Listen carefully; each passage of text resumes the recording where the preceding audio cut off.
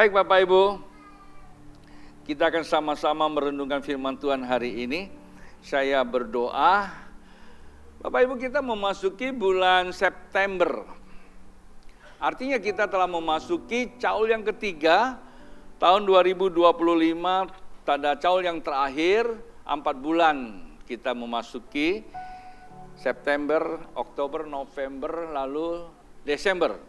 Kita mau merayakan Natal dan memasuki tahun yang baru lagi, tahun 2026. Satu hal perlu Bapak Ibu ketahui, bahwa tahun 2025 Tuhan membuka jendela untuk kita untuk melihat Anda dan saya bukan ditakdirkan tetapi ditetapkan menjadi umat pemenang. Sebetulnya bukan Anda dan saya, karena di sini kita menggunakan kita, tetapi artinya orang-orang yang percaya Tuhan. Tahun 2025 kita memasuki sebuah dimensi perjalanan keilahian yang berbeda. Pada saat waktu kita masuk, kita kurang mengerti, tapi firman Tuhan sudah datang kepada Anda dan saya. Dan kadang-kadang kita tidak mengerti maksud firman Tuhan itu, namun setelah perjalanan kita melihat sana-sini terjadi hal-hal yang muncul, dan akhirnya kita menyadari, oh iya, kita perlu sebagai pemenang. Artinya kita sadar bahwa Anda dan saya sudah jadi pemenang. Artinya kita berjalan bukan lagi meraih kemenangan, tapi kita berjalan dengan kemenangan. Sehingga pekerjaan si jahat tidak dapat lagi menguasai kita. Dan ini bicara global Bapak Ibu. Saya tidak bicara tentang apa tugas kita di IKN. Sengaja saya serahkan kepada tim saya untuk menyampaikan isi hati mereka, pengalaman mereka yang ke IKN. Tapi satu hal saya mau sampaikan buat Anda, ini direkam, mudah-mudahan Pak Prabowo mendengar, mudah-mudahan mendengar. Indonesia di bulan April dan beberapa bulan setelah memasuki tahun 2025, Tuhan bicara sama saya, Ibu Pertiwi sedang menangis, berat tanggungan beban. Dan satu maksud Alkitab katakan bumi cemar, kalau saya meminjam air ini, Indonesia cemar bukan karena Indonesianya. Bukan karena Tuhan, tapi karena penduduknya. Karena rakyat Indonesia kurang peka terhadap keadaan. Sehingga adanya seperti bagaimana yang terjadi. Tetapi kita sadar bahwa umat Tuhan di seluruh dunia berdoa, secara khusus Indonesia, umat Tuhan berdoa. Lintas agama, semua berdoa. Saya yakin dan percaya. Bahkan ada yang doa sifatnya juga seperti blamwir ya, pemadam kebakaran. Ada juga begitu kebakaran langsung keluar, ada seperti itu. Tidak masalah. Tetapi saya tahu dari Indonesia berdoa pertama, founder kita, Bapak rohani kita bertobat. Indonesia berdoa yang kedua, tahun 90, saya bertobat dipanggil Tuhan untuk melayani. Lalu saya di Kalimantan. Ada gerakan doa kasih melanda Indonesia 1, 2, 3. Terus kita berdoa di mana habiskan biaya besar. Jelas. Dan kita sadar tahun demi tahun berbagai hal terjadi di tengah bangsa kita atau di dunia. Secara khusus Indonesia dilanda dengan satu kerusuhan yang merubah wajah negara kita. Yaitu reformasi tahun 98. Beberapa bulan sebelumnya terjadi, banyak orang mengisukan bahwa Indonesia akan diberkati dan luar biasa dan kemakmuran. Pada waktu itu Tuhan memperlihatkan kepada saya kebalikan. Tapi apakah memang Tuhan tidak memberkati bangsa kita atau dunia? Tidak. Jelas Tuhan memberkati. Tapi kenyataannya kita mengalami sebuah bencana yang luar biasa pada tahun 98 dan terus beberapa tahun. Akhirnya kita memasuki tahun 2020, pandemi datang. 2022 Tuhan bicara sama saya. Saya pikir itu hanya sifat pribadi, tetapi beberapa hari yang lalu saya dapat banyak masukan dari cara internasional, baik secara rohani maupun secara kelembagaan dunia. Tahun 2022 ada begitu banyak kegiatan yang bersifat untuk mengatasi kondisi dunia yang sedang gelap. Dan hampir sebagian besar pusatnya di Bali. Anda bisa klik aja di Google. Sebagian besar di Bali. Ada apa? Saya tidak perlu jelaskan karena ini panjang. Lalu kita adakan suatu konser, kita dipulihkan. Saya ingat tahun 93, Tuhan izinkan kita membuat konser, kita dipulihkan.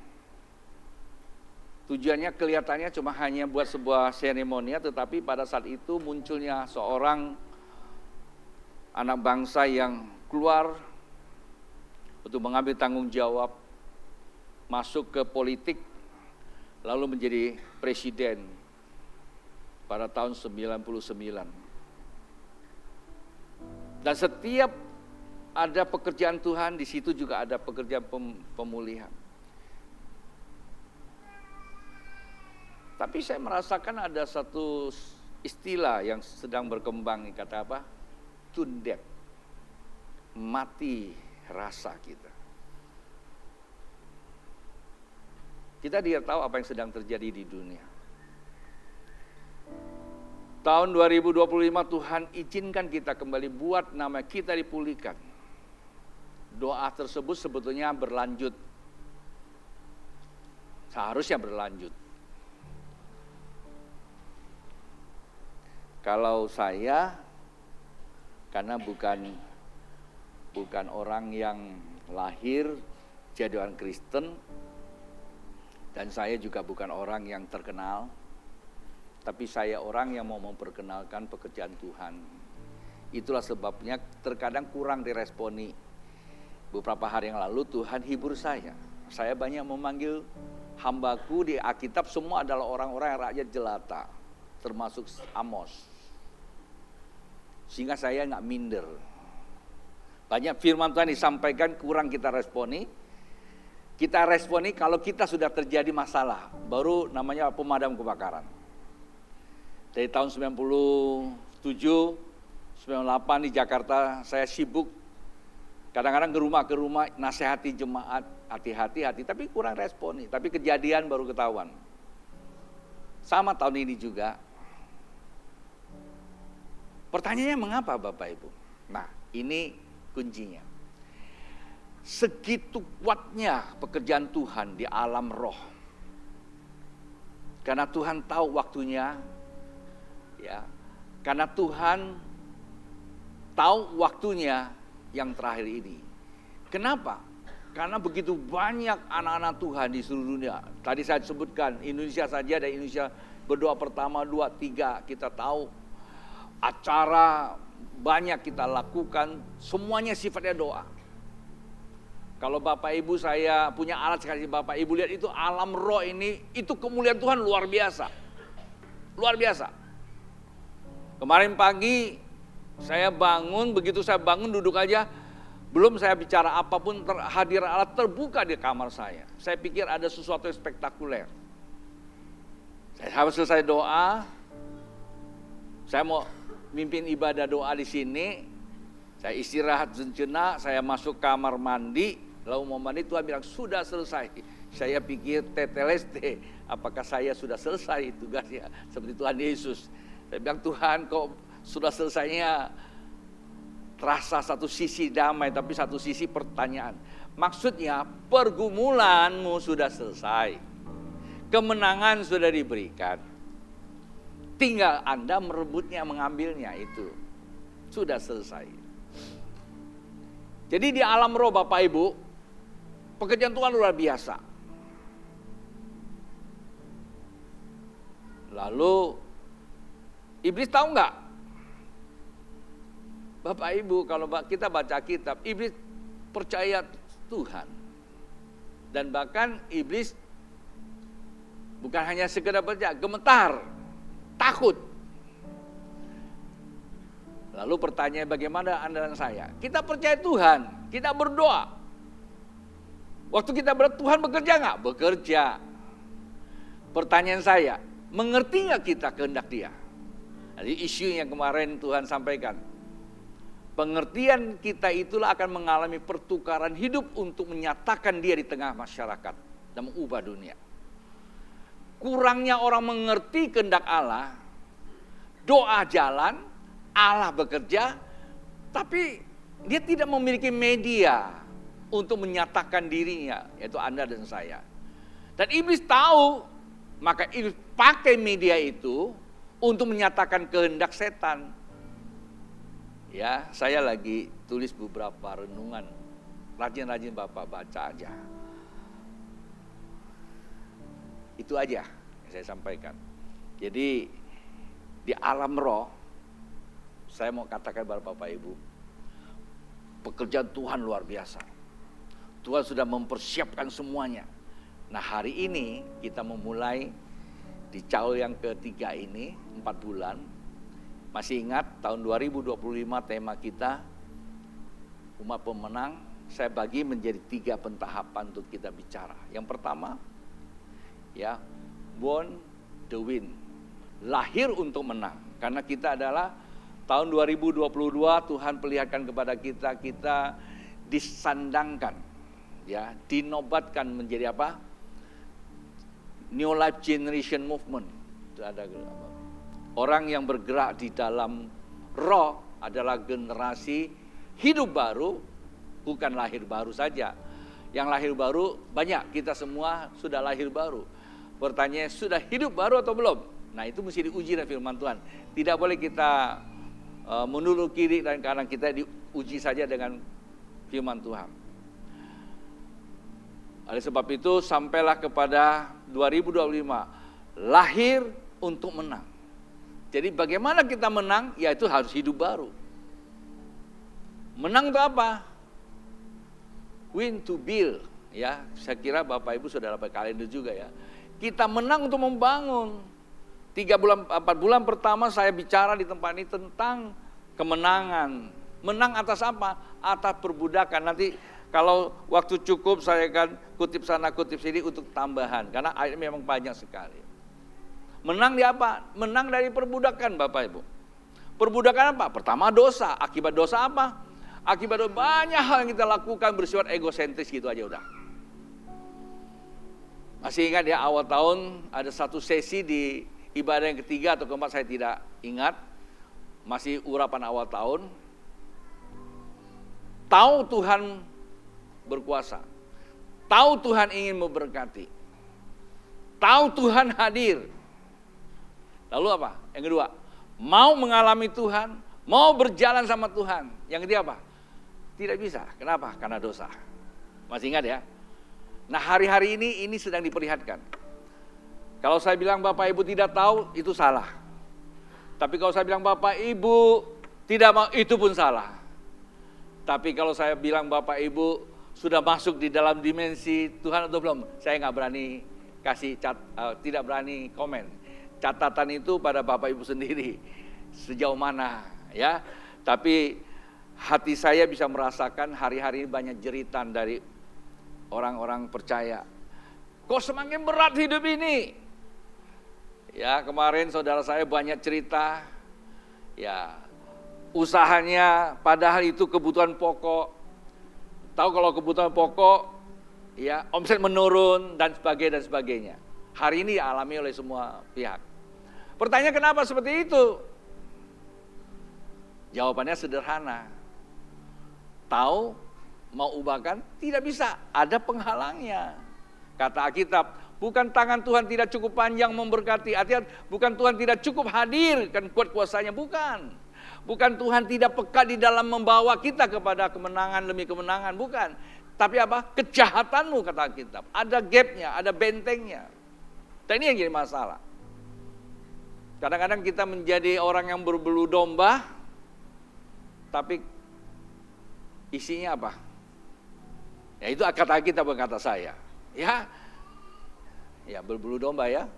Isinya apa? Ya kita tahu sendiri. Nah, sampailah kepada caul yang ketiga. Kalau Bapak baca di kalender, ya, build to bless, artinya bangun untuk jadi berkat. Nah, ini seru nih 3-4 bulan terakhir ini kita akan bicara kita jadi berkat. Jadi berkat apa? Lah kalau kita sendiri belum jadi berkat bagaimana? Ya kita harus diberkati terlebih dahulu. Ya, jadi kita mulai firman Tuhan pada bulan ini. Tema besarnya adalah iman Abraham hidup menjadi berkat. Sama-sama katakan iman Abraham hidup menjadi berkat. Karena kekristenan itu muaranya dari Abraham, Bapak Ibu. Seru kalau kita baca secara detail, terus kita memahami maknanya, kita masuk di dalam pewarisan. Waduh, saya kalau baca tentang kekristenan lalu masuk ke esensinya, nikmatinya luar biasa. Saya akan berusaha untuk bawa Bapak Ibu untuk mengerti esensinya. Kemudian nanti saya berikan beberapa contoh bagaimana kita mengaplikasikannya. Buka hati aja, ya. Esensi daripada kebenaran itu, perhatikan kalau saya khotbah itu selalu memberikan cara-cara aplikasinya. Tapi kalau Bapak Ibu lengah, selesai itu barang. Ya. Jadi mulai September sampai dengan Desember kita bicara tentang jadi berkat. Siapa yang mau diberkati Tuhan boleh lambaikan tangan. Buat apa diberkati Tuhan? Jadi berkat. Ya. Apa saja perkataan kita jadi berkat, Bapak Ibu. Ada seorang anak muda, sekolah pintar, kerjanya baik, reaksi kimiawi atau algoritma yang bekerja tidak terlalu kondusif, sedang bertebaran di alam maya, terpancing, sehingga emosinya keluar, tangannya cuma hanya ketik beberapa surat. Tidak perlu kamu siapa, latar belakang gimana, sekarang langsung naik jabatan, dikawal sama petugas, makan gratis. Mengerti maksud saya ya? Hanya karena tulisan tangan. Itu perkataan. 5785 tahun ini harus jaga mulut. Sudah saya katakan di awal tahun. Perkataan ini hati-hati. Perkataan kita akan buruk karena masukannya memang buruk. Hati kita memang buruk. Apa yang kita katakan biasa keluar dari hati. Hati itu kita meresep hal-hal yang negatif. Saya berdoa terus pada Tuhan, Jemaat Psalm 21 Saksi Community, bahwa dia bisa mendapat sesuatu yang baik, sehingga perkataan juga baik, sehingga akan mengubah kehidupannya. Tadi saya katakan, ya, Pak Prabowo dengar, saya lupa. Ibu kota sudah diresmikan alam roh. Bapak Prabowo mau pindah boleh tuh? Ya, kita Kalimantan Barat, hamba-hamba Tuhan sudah sepakat deklarasi untuk berdoa. Kalau itu tidak diresmikan di alam roh, saya tidak tahu 25-30 apa yang terjadi. Mungkin Bapak Ibu tidak terlalu menghayati. Apapun boleh terjadi atas bangsa kita, tetapi Tuhan berdaulat untuk menyatakan bangsa kita terpilih menjadi bangsa keseimbangan dunia. Berikan semangat buat Allah kita. Tulisan seorang ahli meneguhkan secara ilmiah. Memang Indonesia lintas, ya, titik nol lintas itu menjadi berseimbang dunia. Baik secara geografis ya, baik secara politik, ekonomi dan budaya. Ini bukan bicara soal nubuatan, tetapi ini fakta ilmiahnya. Tapi Tuhan bicara sama saya pada waktu itu di IKN, saya sampaikan. Ada beberapa hal di IKN. Saya berharap pemangku negara ini dengar. Indonesia akan keluar menjadi suatu negara yang bisa diberkat bagi dunia di pendidikan. Saya nggak tahu pendidikan apa. Kalau Bapak Ibu punya duit, investasi ke IKN sana. Majukan pendidikan. Ini ada bro saya suka di Jangan jadi presiden dulu Pak. Jadi menteri pendidikan dulu lah ya. IKN sudah sediakan tempat. Yang kedua kesehatan. Indonesia akan menjadi negara yang akan dicari seluruh dunia. Apakah kita nanti akan jadi hebat? Iya. Akan keluar orang-orang ahli di dalam hal kesehatan. Buktinya sekarang kita punya dokter Terawan, kita punya dokter profesor apa itu, ada banyak nama-nama yang saya dapatkan. Saya kira di dunia nggak ada. Cuma karena mereka ini nggak dapat kesempatan aja. Hanya di lingkup-lingkup kecil itu aja. Banyak kesehatan itu hebat. Saya ingat tahun berapa, tahun 70-an, di mana itu, di Kalimantan, apa itu? Seneban, bukan Seneban. Yang dekat Bengkayang apa namanya? Surukam. Surukam mungkin sebagian besar anak-anak muda nggak tahu. Itu tahun 70-an itu di mana-mana datang sana berobat. Ada dokter Giri, ada dokter apa. Saya pernah ketemu dengan dokter Gunawan di Amerika. Dia cerita sama saya bagaimana waktu mereka ada di sana, ya. Dan bahkan banyak orang ke sana. Pontianak di mana kucing belum terheboh sekarang ini. Kan kesehatan kita banyak ke kucing sekarang ya. Seakan-akan kita tidak punya tenaga ahli. Sebenarnya tenaga ahli kita punya, cuman hanya mentalnya mungkin kalah sama mereka. Ya kita berdoa lah ya, ada muncul dari anak-anak Tuhan yang bebas dari egosentris yang bisa melayani panggilan Tuhan, itu yang terpenting. Saya berdoa tuh Bapak Ibu. Selama Tuhan masih berikan saya nyawa, masih di kandung badan, saya berdoa supaya muncul orang-orang itu. Ya tentu harapan saya muncul dari sini dong. Tapi kalau tidak ada, nggak apa-apa juga sih. Tapi saya lebih utama doa muncul dari Psalm 21 Saxo Community. Ada orang-orang yang memang dipakai Tuhan. Ini banyak dokter-dokter baru loh. Ya, belajar terus. Nah, beberapa waktu yang lalu saya lagi berdoa, Tuhan kasih saya lihat ada pertambangan Kalimantan Barat ini. Entah Kalimantan Barat saja atau Kalimantan. Pertambangan yang akan mempengaruhi dunia. Pertanian yang saya lihat kelapa pula. Saya lihat kok buah pohon kelapa berbuah terus. Beberapa hari yang lalu keponakan saya di Australia, bukan kebetulan tapi memang dia punya teman pejabat pemerintah. Lalu dia nanya saya, ada minyak itu nggak kelapa di Pontianak? Wah, saya bilang kelapa memang ada.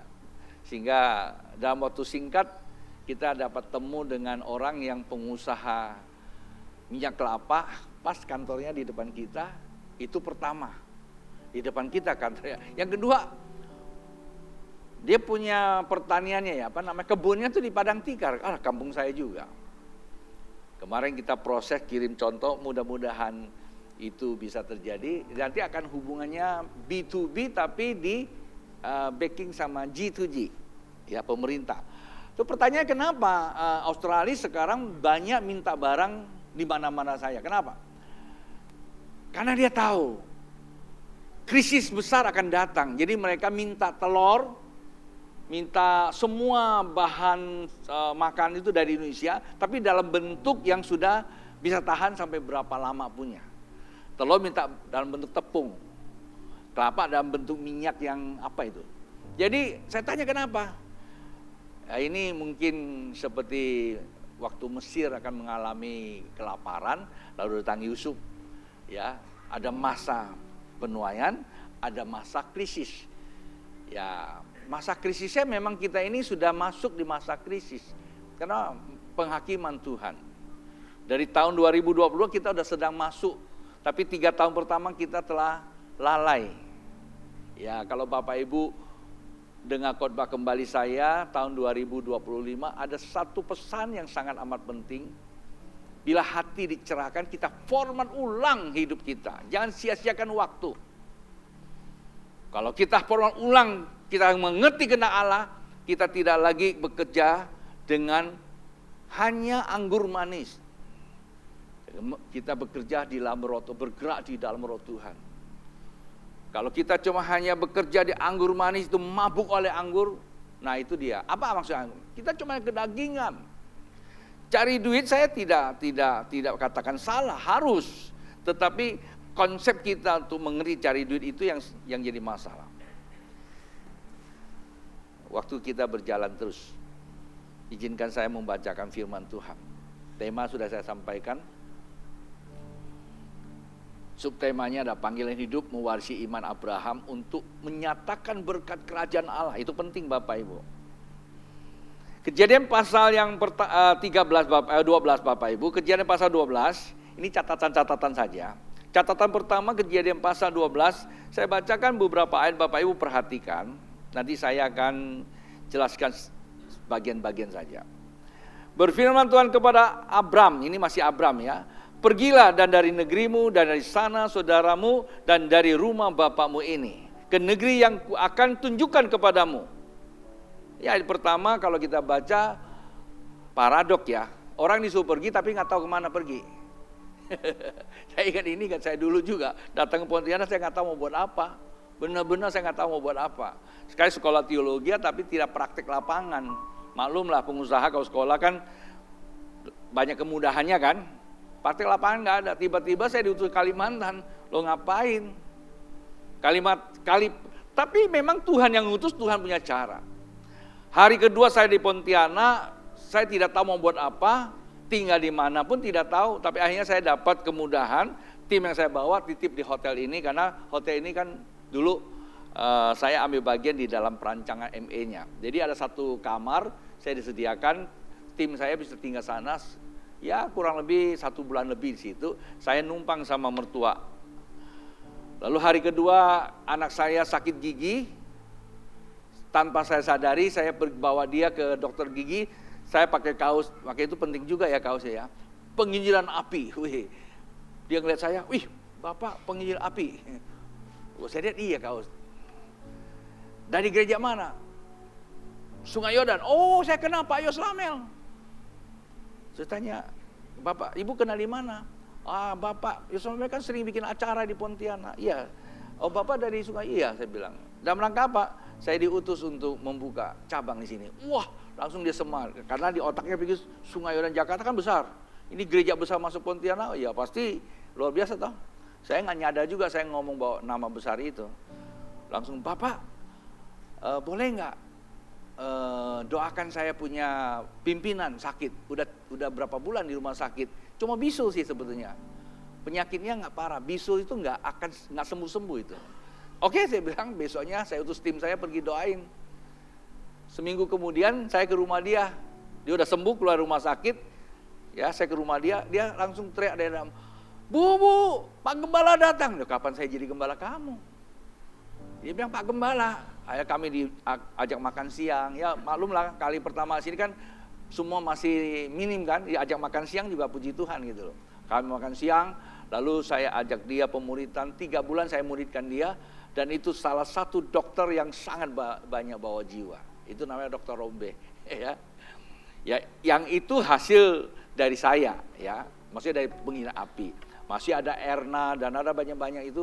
Jadi cara Tuhan itu luar biasa. Kalau Tuhan sudah suruh, kendati pun kita tidak tahu kemana. Yang penting respon saja, percaya saja. Jangan ukur dengan kita. Kadang-kadang kalau Tuhan suruh, ayo doa. Kita pikir, aduh saya gak punya waktu, semalam begini, semalam begadang. Itu terlalu banyak macam-macam yang datang untuk menghalangi kita meresponi panggilan Tuhan. Terkadang kalau kita berani korban, Tuhan lebih mampu untuk memberikan yang terbaik buat kita. Kesaksian kemarin IKN itu banyak cerita dari teman-teman. Waduh, saya mau nangis betul-betul. Saya mau nangis. Hampir semuanya itu ada yang memang masalah ekonomi, ada yang masalah waktu, macam-macam. Ada yang kesehatan. Tapi pada akhirnya 10 orang datang itu ceritanya semua mengejutkan. Saya Tuhan terima kasih dalam keadaan seperti itu Tuhan masih bangkitkan orang-orang yang bisa dampingi saya. Karena doa Bapak Ibu, ya Tuhan tidak pernah tinggalkan kita, amin. Nah itu Abraham disuruh pergi, tapi dijanjikan satu negeri yang akan ditunjukkan. Kalau Anda disuruh gimana? Ayat 2-nya, aku akan membuat engkau menjadi bangsa yang besar dan memberkati engkau serta membuat namamu masyhur dan engkau akan menjadi berkat. Wah ini, ya kalau ini mas seru. Kau akan diberikan orang namanya besar, masyhur terkenal. Nggak usah pakai pencitraan, Ya, tiba-tiba terkenal, nggak usah pakai nyanyi yang bisa mempengaruhi orang tapi tidak punya kemampuan skill. Lalu nanti diangkat, di situ kita bisa bukan lagi memberkati rakyat kita, tapi kita melukai rakyat kita. Itu yang masalah. Mentalnya disiapkan. Ini enggak loh. Tuhan siapkan, Tuhan janji pasti itu. Dan jadi berkat. Dikata apa? Engkau akan menjadi berkat. Nah, perhatikan sama-sama. Engkau akan jadi berkat. Kasih tahu sampai, engkau akan jadi berkat. Kalau engkau akan jadi berkat hari ini, kalau Bapak Ibu dikasih 1 M, gimana? Engkau akan menjadi berkat. Tapi biasanya kita apa? Kita yang diberkati. Nah, itu dia. Kalau kita mengerti ayat ini, Bapak Ibu seperti Abraham, wah luar biasa. Perhatikan baik-baik, catat baik-baik ini. Ya, engkau akan menjadi apa? Berkat. Sama-sama. Engkau akan menjadi apa? Berkat. 4 bulan ke depan kita akan bicara ini terus menerus. Sebetulnya saya kemarin mau kasih tahu sama Erna, 4 bulan ini semua khotbah kasih saya aja. Terus saya lagi mikir, saya punya tugas yang lain mesti selesaikan juga. Sebetulnya saya Senin mau pergi ke Bali, itu saya bilang sama Johan, ini gerbang ekonomi mesti dibuka dulu.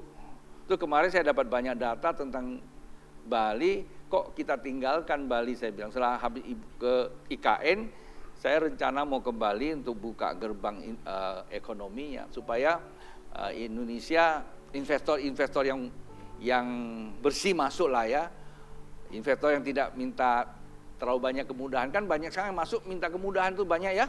Begitu masuk bebas pajak, bebas ini, udah selesai mereka untung pergi gitu ya. Jadi kita cuma dapat kotorannya aja. Kita berdoa supaya yang datang itu benar-benar yang memberkati Indonesia. Saya lihat banyak itu ya. Kekayaan bangsa-bangsa akan datang ke Indonesia akan jadi berkat. Jadi berdoa buat teman-teman kita nanti akan ke Bali. Nanti kita akan bikin seminar mencapai puncak juga di Bali. Saya udah tunjuk ketuanya. Kalau engkau tidak lakukan, nanti saya akan minta orang Jakarta lakukan. Apakah orang Jakarta yang nanti akan diberkati? Karena kemarin ada respon dari Jakarta. Boleh nggak aku yang sedenggaran? Entar dulu, kita mau Pontianak dulu. Walaupun dia juga binaan saya. Walaupun juga binaan saya. Tapi ini penting Bapak Ibu, supaya Jemaat Sam 21 betul-betul menjadi berkat. Ayat ketiga, aku akan memberkati orang-orang yang memberkati engkau dan mengutuk orang-orang yang mengutuk engkau. Dan olehmu semua kaum di muka bumi ini mendapat berkat. Haleluya. Itu catatan yang pertama. Kita tidak perlu banyak mengupas ayat ini.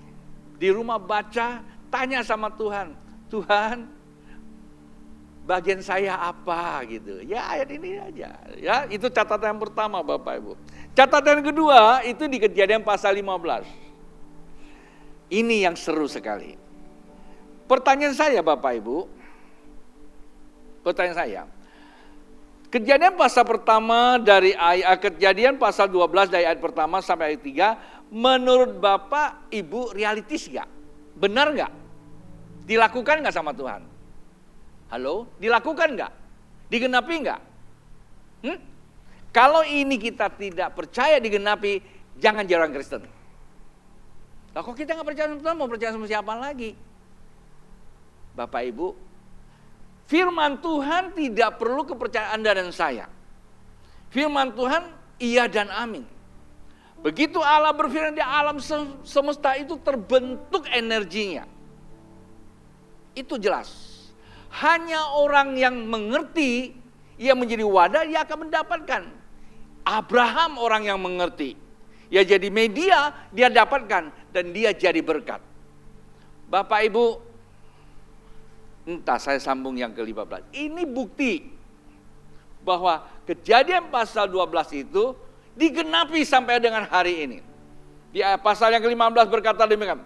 Lalu Tuhan membawa Abraham keluar serta berfirman. Saya lompat-lompat Bapak Ibu ya. Kalau di rumah bacalah lengkap supaya lebih masuk maknanya ya. Dia katakan, coba lihat ke langit, hitunglah bintang-bintang. Jika engkau dapat menghitungnya, maka firman-Nya kepadanya, demikianlah banyaknya nanti keturunanmu. Lalu percayalah Abram kepada Tuhan, maka Tuhan memperhitungkan hal itu dengan apa? Kepadanya sebagai apa? Kepada apa? Itu kebenaran ya. Sebagai kebenaran Bapak Ibu, kalau di rumah klik aja. Ya, mau pakai Google boleh, mau pakai AI boleh. Apa sih artinya? Itu namanya sadaka. Itu bahasa Ibrani ya.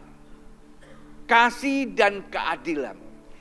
Jadi pada saat waktu Tuhan berkata, Bram, keluar. Dan dia tak tahu kemana, tapi dia tahu itu Tuhan. Pengetahuan itu merupakan algoritma. Masuk ke alam ilahi. Kendati pun kamu belum bisa mengerti maknanya. Tapi yang penting algoritmanya dulu. Nyambung dulu lah. Diikuti saja. Waktu dia ikut, dari algoritma itu memberikan data dia mengerti. Ketika pengertian itu tertumpuk atau terbangun di hatinya, yaitu kasih dan keadilan.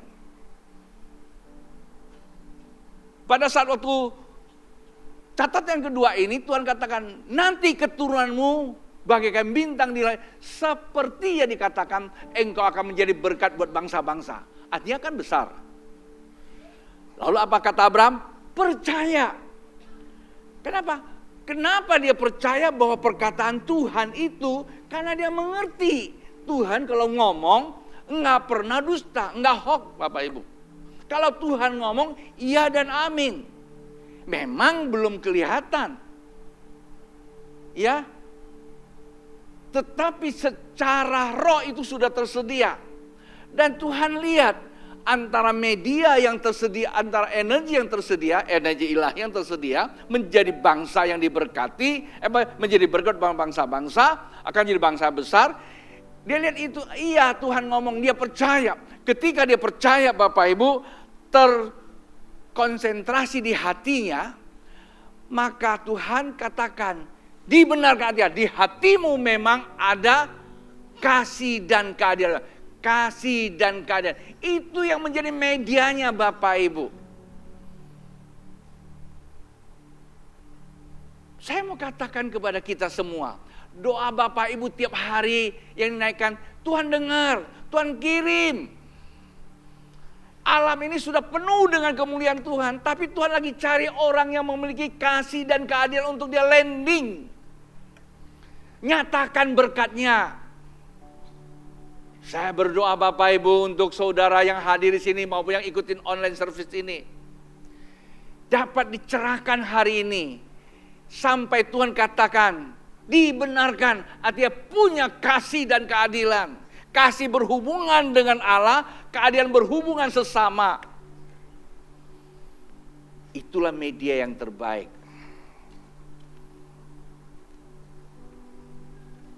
Ayat 14, tetapi bangsa yang akan memperbudak mereka akan dihukum. Begini nih, ya. Ini lompat aja ya. Tadi kan ayat 5, sekarang ayat 6. Maka firman-Nya kepadanya, demikianlah banyak nanti keturunanmu. Lalu percaya Abraham kepadanya, tadi kita baca, maka Tuhan memperhitungkan hal itu kepada sebagai kebenaran. Ayat ke-13 Bapak Ibu, pasang sama, saya lompat aja. Kepada Tuhan ya, firman Tuhan kepada Abraham, ketahuilah dengan sungguh-sungguh bahwa keturunanmu akan menjadi apa? Orang asing dalam suatu negeri. Tadi disuruh keluar, dia nggak tahu kemana-mana. Tapi ayat ini menunjukkan nanti keturunanmu loh akan menjadi orang asing di suatu negeri yang bukan kepunyaannya mereka. Ya berarti dia dibuang tuh. Dan bahwa mereka akan diperbudak dan dianiaya 400 tahun lamanya. Nah, ini paradoks juga. Oh, diberkati jadi bangsa termasyhur, ya keturunannya jadi berkat, tapi keturunannya akan diperbudak 400 tahun. Kalau aku jadi Abraham, enggak lah. Enggak kebagian toh. Hidup berapa tahun? Seandainya Tuhan ngomong sama tahun, 300 tahun kemudian keturunanmu akan diberkati. Ya enggak lah. Saya mau tahun depan aja Tuhan. Kalau yang ratusan tahun, Gideon aja lah. Saya punya teman. Kami dulu, ya teman kerja juga sih. Dia umurnya baru 70 waktu itu ya, karena dekat-dekatnya kita ketemu reunian kan. Terus dia bilang, Ton, kamu usaha apa? Saya bilang, saya kan masih jadi pendeta. Karena dia pengusaha lumayan sih, saya nggak sebutlah namanya. Dia bilang, aku beli kebun di apa? Oh, aku tawan dia kebun. Waktu itu kan pas ada gubernur, ada yang mau jual tanah kan, apa lahan. Aku bilang, kamu mau nggak kebun sawit? Oh, sawit lama itu, 4 tahun. Enggak, keburu mati nanti gua. Tuh anak. Jadi kalau yang besok bisa langsung hasilkan, saya mau. Pengennya cepat-cepat. Bapak Ibu ngerti nggak manusia model gitu manusia apa? Egosentris itu. Kerja cuma ingin penuh hati. Dia tidak berpikir untuk orang lain. Orang Tioci bilang gitu, kue kio siupan. Ngerti ya kue kio siupan ya? Liwat jembatan, angkat jembatannya. Kalau bahasa Teochew itu filosofinya sangat bagus. Dia bilang, kui lo pun nang kia, ya, kui lo pun nang kia, ya, huat teng pun nang siu, kia tipu ngiagau, seng li tuatan. Itu kalau nggak ngerti nggak apa-apa. Artinya apa? Buka jalan buat orang lalu, jalan, nyalakan pelita buat orang melihat, ya, anak cucu sukses bahagia, ya. Pekerjaan kamu akan selalu beruntung. Alkitabiah loh. Kalau kita nyoba pikir cuma untuk diri sendiri, kadang-kadang bukan haknya juga diambil, Bapak Ibu. Saya kadang-kadang ya, karena saya nggak banyak hubungan sama orang luar, karena orang luar kan nggak banyak konseling sama saya. Yang konseling kan anak Tuhan. Kadang-kadang bukan haknya dia juga ambil. Dengan alasan banyak macam-macam. Saya bilang hati-hati. Kamu tidak jadi media Tuhan, bagaimana Tuhan mau landing gitu loh. Waktu saya udah selesai, saya tahan untuk minggu-minggu berikut nih. Saya tidak mau pakai waktu Bapak itu terlalu panjang, padahal masih ada beberapa catatan, minimal 3 catatan. Sore mungkin saya cuma lanjut aja. Ya, 15 ini saya baca habiskan dulu. Firman Tuhan kepada Abraham, ketahuilah dengan sesungguhnya bahwa keturunanmu akan menjadi orang asing dan suatu negeri yang bukan kepunyanya, dan bahwa mereka akan diperbudak dan aniaya 400 tahun lamanya. Tetapi bangsa akan memperbudak mereka, akan kuhukum, dan sesudah itu mereka akan keluar dengan membawa harta benda banyak. Beri kemuliaan buat Allah kita dong. Bapak Ibu, ini cerita siapa? Cerita keturunan Abraham, bukan Anda dan saya. Janjinya kepada Abraham pada turunannya digenapi oleh Musa. Yusuf membawa masuk, Musa bawa keluar. Yusuf membawa masuk sebelum diperbudak 400 tahun, tapi dia memberkati bangsa Israel, Mesir dulu. Apa yang kau tabur, kau tidak akan pernah keluar sia-sia. Begitu masuk 7 tahun, hadirnya Israel memberkati orang Mesir. Pada masanya, kedati pun perjalanannya diperbudak, tapi pada masanya Tuhan panggil keluar. Mesir mesti kembalikan lagi. Dan inilah Bapak Ibu, catat baik-baik. Kekayaan bangsa-bangsa akan datang kepada keturunan Abraham. Sebab itu di masa kita menabur untuk orang tidak akan sia-sia. Amin. Dengarkan baik-baik Bapak Ibu. Sebab keturunan yang keempat dan akan kembali ke sini, sebab sebelum kedurhajanan orang Amori itu belum genap. Jadi keturunan keempat inilah sekarang ini Israel. Sampailah datang Durjana, artinya datang antikris. Sampai hari ini kita tahu Israel bukanlah negara yang besar, tapi Israel negara yang berpengaruh di dunia. Kenapa? Israel bukan negara yang kuat, tapi negara yang menerima perjanjian Allah. Tutup, nanti saya lanjut sore. Pesan dari saya, kalau Bapak Ibu punya anak ingin sekolah luar negeri, benar gitu, bukan cuma kerja, sekolah di Israel, belajar pertanian. Yang kedua, Cina, belajar pertanian. Yang ketiga, Vietnam, belajar pertanian. Pulang Anda mengedukasi para anak-anak muda di pedalaman. Kenapa? Hari-hari ini kita terus dicekoi dengan berita di media. Kerja di luar negeri, nggak tahu mau apa saya tidak tahu. Dapat uang banyak. Anak-anak muda di kampung, belajar di kota. Terkontaminasi di kota, nggak pulang ke kampung lagi. Di kampung tinggal orang-orang tua. Mau suruh tani udah nggak bisa. Lama-lama Anda akan susah cari beras. Tidak heran ada beras plastik. Karena tidak ada yang meneruskan lagi. Mana pewarisannya?